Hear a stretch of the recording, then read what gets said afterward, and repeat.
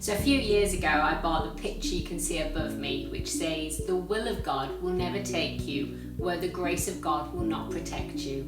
And I've watched God do this again and again. Sometimes when we step out, there can be bumps on the road as we embrace our journey.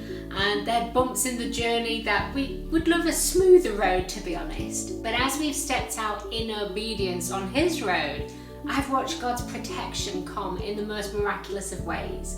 I remember one time breaking down in the outbacks of Sierra Leone, and the area we'd broken down in was very dangerous, and there was me and another girl, and our driver was becoming increasingly worried about us being there. It was becoming now dark and our car was not working. He'd looked under and he'd discovered this certain wire had burnt up, and he didn't know what to do. We were an hour away from the city. He couldn't walk back to a garage, and dusk is now upon us. He was very worried about our safety.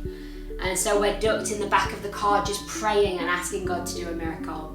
Sure enough, a man on a bicycle starts to pedal towards us, and on the front of his bike he had this little basket, and he stopped and he said to our driver, "What's the problem?" So the driver explained, "We need this certain wire."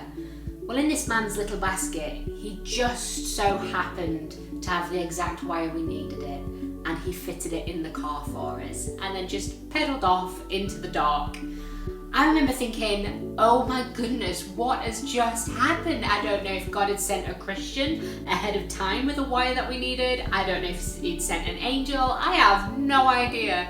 All I know is that God protected us in the most amazing of ways.